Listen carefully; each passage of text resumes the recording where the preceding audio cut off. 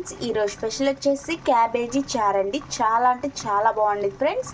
ఇలా ముందుగా కొద్దిగా క్యాబేజీలో నుంచి ఒక 50 గ్రాముల క్యాబేజీని కట్ చేసి ఇలా ఉడకపెట్టుకోవాలి. కొద్దిగా వాటర్, కొద్దిగా ఉప్పు, ఒక గ్లాస్ వరకు వాటర్ పోసామండి.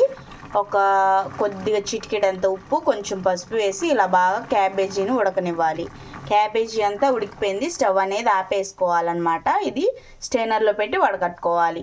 ఇవి కొంచెం చల్లారనిద్దామండి. వేడివేడిగా ఉన్నాయి కదా, ఇవి కొంచెం చల్లారే లోపల నెక్స్ట్ ప్రాసెస్ చూసేద్దాం. Let's go.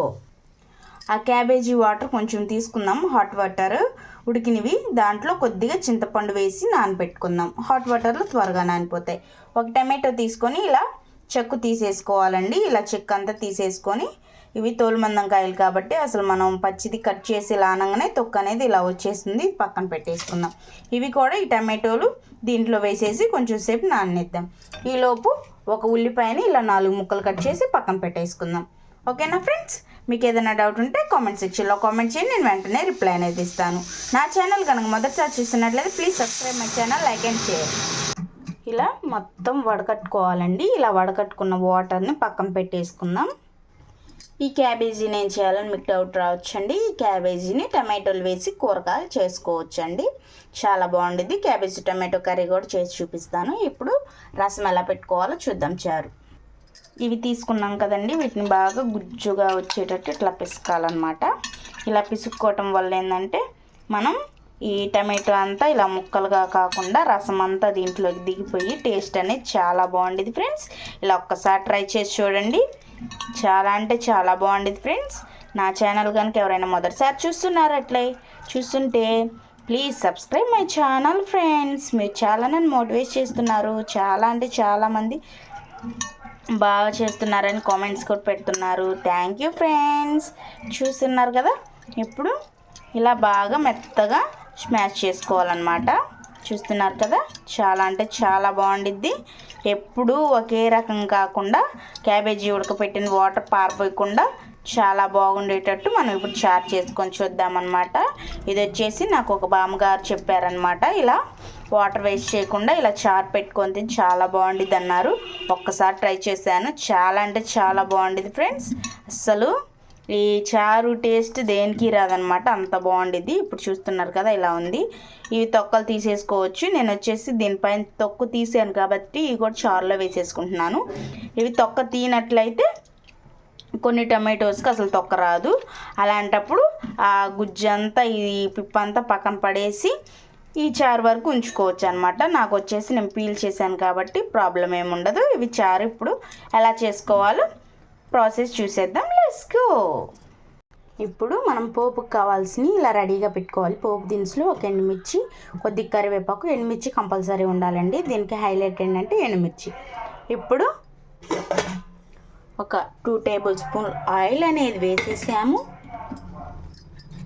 ఆయిల్ అనేది మనకి హీట్ ఎక్కాలన్నమాట. ఆయిల్ అనేది కొంచెం హీట్ ఎక్కాలి. ఆయిల్ హీట్ ఎక్కాక మనం పోపు దినుసులు వేసేసుకుందాం. ఓకేనా? జస్ట్ చిటపట్లాడే పోపు దినుసులు వేసేస్తున్నాం. ఎప్పుడైనా రెగ్యులర్గా చారు రసం అలా పెట్టుకోకుండా ఇలా ఒక్కసారి పెట్టుకొని చూడండి, మీకే నచ్చుతుంది. ఇప్పుడు కొద్దిగా కరివేపాకు వేసేసి చిటపట్లాడిద్దాం.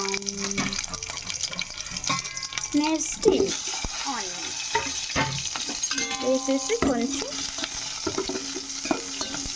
అలా ఫ్రై అవనిద్దాం. ఇవి బాగా ఫ్రై అవసరం లేదండి. నెక్స్ట్ ఇవి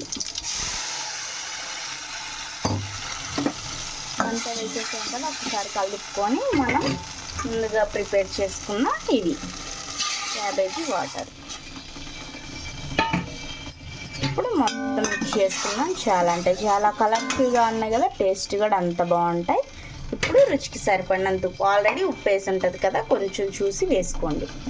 కొద్దిగా ఉప్పు. దీంట్లో ఏ సాంబార్ పొడి వేసే అవసరం లేదండి. మీ దగ్గర కొత్తిమీర ఉంటే కొత్తిమీర యాడ్ చేసుకోండి. ఇప్పుడు రుచికి సరిపడినంత ఉప్పు అన్నీ వేసేసాం కదా, కొద్దిగా టేస్ట్ చూసుకొని ఉప్పు సరిపోయిందో లేదో కొంచెం వాటర్ యాడ్ చేసేసుకున్నాం. చూడండి ఫ్రెండ్స్, ఇప్పుడు కొంచెమే వేస్తున్నాను, ఎక్కువ లేవు. ఒక 1/2 గ్లాస్ కన్నా కొంచెం తక్కువ. వాటర్ ఎక్కువ వేసుకోకూడదండి, చూసుకోండి. కారం సరిపడినంత మనకి వేసుకోవాలన్నమాట. ఎండుమిర్చి కారమే సరిపోతుంది. కొద్దిగా సాల్ట్ సరిపోలేదు, అందుకని సాల్ట్ వేస్తున్నాను. దీంట్లో ఒక చిల్లీ కట్ చేసి వేసేసుకున్నాం. ఇలా మరుగుతున్నప్పుడు ఇలా ఒక పచ్చిమిరపకాయ వేసేసుకుంటే ఆ ఎండుమిర్చి పచ్చిమిర్చి ఘాటే సరిపోతుంది. మీకు కొంచెం కారం ఎక్కువ కావాలనుకుంటే కారం యాడ్ చేసుకోవచ్చు, కానీ కారం వేస్తే అంత టేస్ట్గా ఉండవు అనమాట. చూసుకున్నారా? ఇప్పుడు మొత్తం మిక్స్ అయ్యే విధంగా కలుపుకొని ఒక చిన్న బెల్లం ముక్క వేసేసుకోవాలి. చారు ఏ చారు అయినా సాంబార్ అయినా ఏది పెట్టుకున్నా బెల్లం వేస్తే హైలైట్ అండి. ఇది సీక్రెట్ అనమాట. చాలా అంటే చాలా బాగుంటుంది. ఒకసారి ట్రై చేసి చూడండి. ఒక చిన్న బెల్లం గడ్డ వేసేద్దాం. Let's go. ఆ చారుకి ఇంత బెల్లం అనేది పడుతుందండి. తీయగా ఉండిద్దని డౌట్ రావచ్చు, తీయగా అసలు ఉండదండి.